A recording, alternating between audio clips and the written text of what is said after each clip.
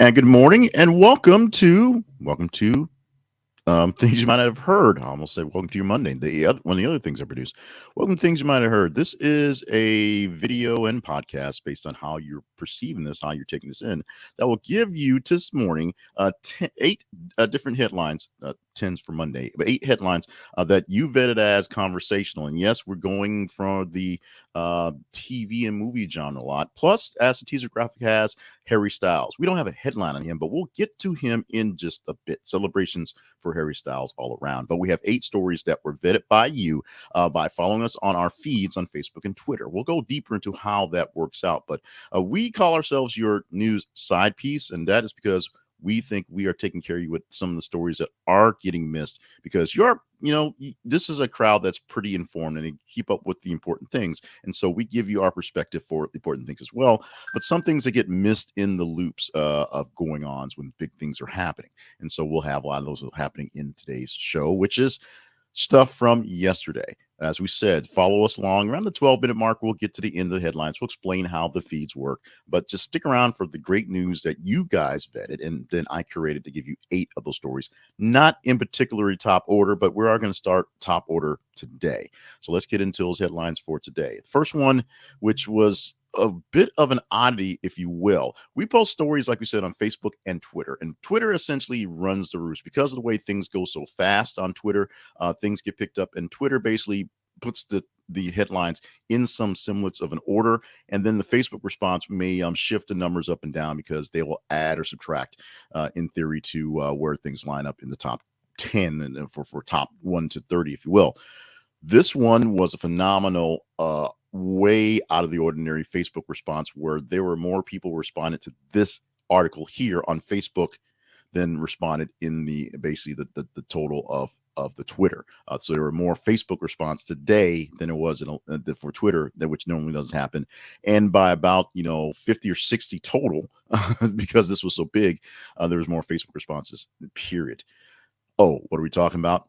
King of the Hill revival ordered by Hulu. Mike Judge, Greg Daniels, and original cast set to return. The whole gang is basically back for King of the Hill, going to Hulu for a limited extended series. Now, this is more of a apocalypse of culture where we're basically bringing back all the old stuff and redoing it. But unlike something like Velma, which is a retelling of the Scooby-Doo history, which is basically a prequel that sorts of does the whole thing. King of the Hill is coming back basically just as it was. Everybody's coming back just as they was. It's like when Family Guy went away and came back. It's coming back just as it was. The same old cast, Hank and Peggy and all the kids and Boomhauer and all those guys are coming back, standing against the fence and just being the residents of Texas that they are. Now, there are some issues that need to be taken care of. So one of the things that people are going to scratching heads on are how they're going to deal with the Khan character because he's essentially a stereotype, and how they're going to deal with some of the things that have changed in the years that the show has not been on the air. A lot of different things have happened technology-wise that Hank Hill can't avoid smartphones because everybody's got a smartphone. How will that get played? We shall find out soon as Hulu will bring back King of the Hill with our man Hank Hill. Next story. Trump sues Bob Woodward for releasing audio of their interviews. As I said yesterday in our teaser, Donald Trump is suing Bob Woodward on claiming that the audio companion to Woodward's book, Rage, improperly used recordings of his interviews with the former president. The Trump tapes were released in October and include 20 interviews with Trump. They include 19 times that Trump and Woodward spoke, either in person or by phone, between December 19th or December 2019 and August 2020. Trump's suit names Simon & Schuster and Paramount as defendants, alleging they usurped audio that was subject to limitations. Yes. So Trump may actually have something to say here about saying that the materials used in the interview phase, materials used for the references for subjects, weren't meant to be released to the public without his knowledge because it is his voice, it is his likeness. So he may have something to say about that. As a person who deals kind of on the slide with copyright stuff, essentially making sure that music and words and things are not plagiarized or copyright used out of context, he may have a point there. However, he's basically deflecting to try to bring some big things down. Donald Trump has a lot of things on his mind, and unfortunately, Donald Trump likes having a lot of things going at the same time because he doesn't really have a fully grasping understanding of anything that happens. But as long as he's in the spotlight, he'll take it. This is putting him back in the spotlight and also sort of bringing back some of the bad tidings in hopes to help in his presidential run, which seems doomed at the point. Let's move on to this story right here. A very weird, very short write up, a very weird one to happen out there. Assistant high school girls coach. Oh, let's change the chyron first. Now let's talk about it. Assistant high school girls coach relieved of duties for impersonating 13-year-old player. The story is simple. A Virginia assistant girls basketball coach at a high school was fired after video surfaced of her impersonating a 13-year-old junior varsity player on her team and even participating in a game on January 21st. The player's parents are hoping to receive a formal apology from the school. Churchland officials, that's where the team is located. Churchland officials determined that both girls basketball teams wouldn't continue playing this season after the investigation. That's both the junior varsity and the varsity. This is something you can click the link and go deeper into the story because it gets really, really interesting in the mix. But it does bring up the question, the very simple question, just why? Why?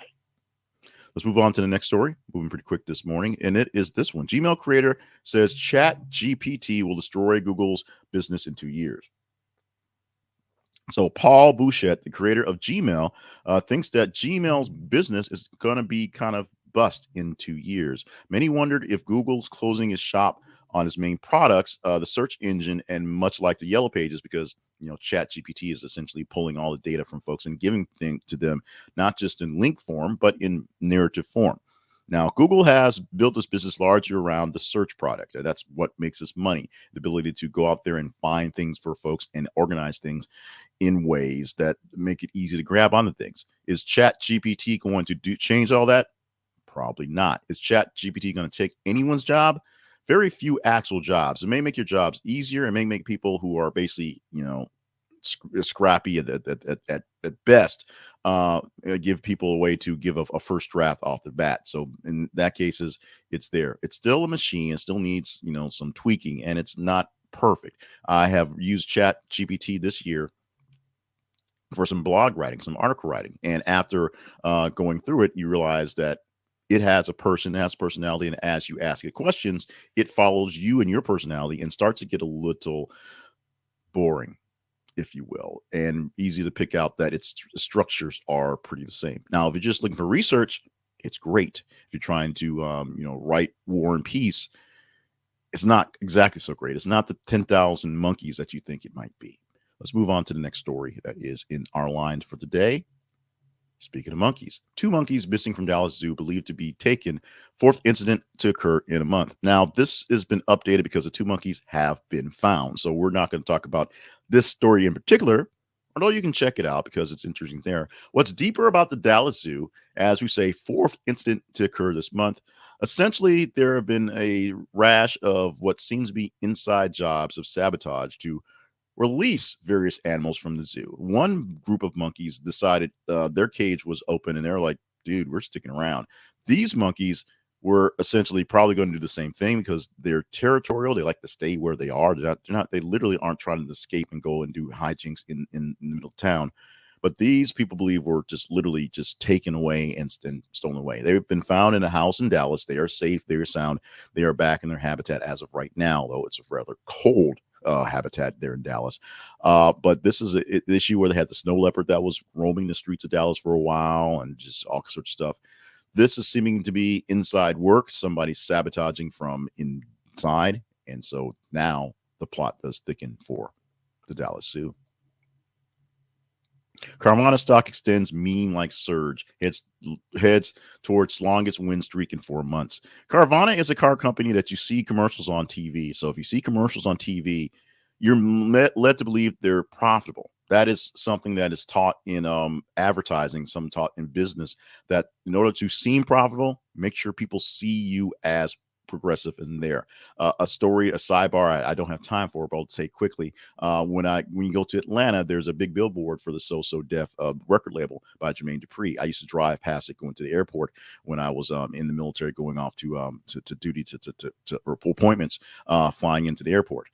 For a long time, that billboard was nearly costing Jermaine Dupri, his rent money, his food money, because he could not really do very much, while the actual label So So Def wasn't actually performing. But he paid for that billboard, and as people saw that billboard, they assumed when they heard the music that Jermaine Dupri was doing well. That's a gimmick. That's what Carvana is doing with all the commercials. That's what they're doing by driving their cars around. There are Carvana places around, but with the car issues of selling and buying cars, they're not doing as well as one would think, even though you think doing well because there's lots of commercials on TV. What they're having right now is a pretty big surge. First time they've been this hot in about 4 months, and they're thinking it's meme time, baby. Let's move to the next one. And this is one we almost put into the title because it's another TV thing, but we went with the one coming up next because it's pretty far-fetched. But let's do this one that's being really, really, really, really, really doing some things to folks out there. HBO's The Last of Us Episode 3 review bombed, poorly read by Angry Gamers. HBO's latest episode of The Last of Us aired Sunday to widespread praise and impressive ratings. The episode is apparently getting review bombed by angry homophobic fans of the game. Why would the people watching the show love it? But gamers, that being gamers, would hate in their heart, malice in their souls, not like it.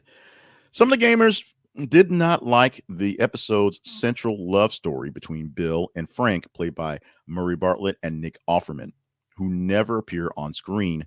One of Metacritic's users wrote that they turned it off as soon as they saw what was happening, and other users complained that the show's LGBT agenda and LGBT propaganda was way too much for them. Neil Druckmann, the co-creator of the series, said that the subtlety of Bill and Frank's relationship helped get it in the game.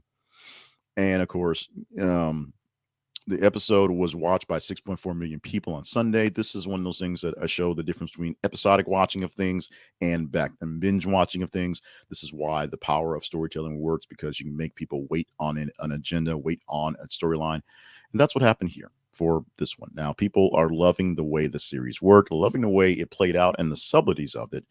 Meanwhile, because these things didn't play out in the game, the gamers aren't so happy. And finally, Will Smith and Martin Lawrence confirmed Bad Boys 4 is in the works. So Bad Boys 5 Eva, I guess, if you want to call it something. Martin Lawrence, Will Smith shared the news on Instagram on the accounts yesterday, both posting the same video with the story going on. But Martin Lawrence says, yeah, he's got one more film in him, and so we can make this thing happen. Of course, I was reminded that the last film was called Bad Boys for Life, because they can't call this one Bad Boys for Life, which is why he had the joke 5 Eva for the Girls Forever show, which is actually a show about a group of 5 girls. One of them dies, so they get together for a tour, and I didn't watch it. I'm sure it's not any good. Anyway, but Bad Boys 4 coming. I'm probably not watching it. I'm pretty sure it won't be very good. Let's move on to our tease for today, and this is a big tease. This is breaking news from overnight into the morning. It's something that surprised me as I was loading some things up into the queue to go for it. Dr. Phil to end after 21 seasons as seismic changes in syndicated daytime talk show market continues. This is a story of two tales, tale of two stories, not quite as old as time or as old as rhyme, but as only 21 seasons here for Dr. Phil, and maybe 50, 60 years in the world of television. Syndication is not what it used to be, not anywhere near what it used to be. So because of that, the shows that you see in your afternoon blocks aren't quite working as they used to. In fact, there aren't many afternoon blocks in some cases. Most stations who are finding that going to the chat shows and the Jerry Springers and the Sherry Shepherds and those guys are finding they can just keep the time spots for themselves, get the get the ad revenues for themselves, and just do local stuff with some of their B level and C level talent in the newsroom, or some local celebrities, local people that people like there. And that's happening all over the place here in town.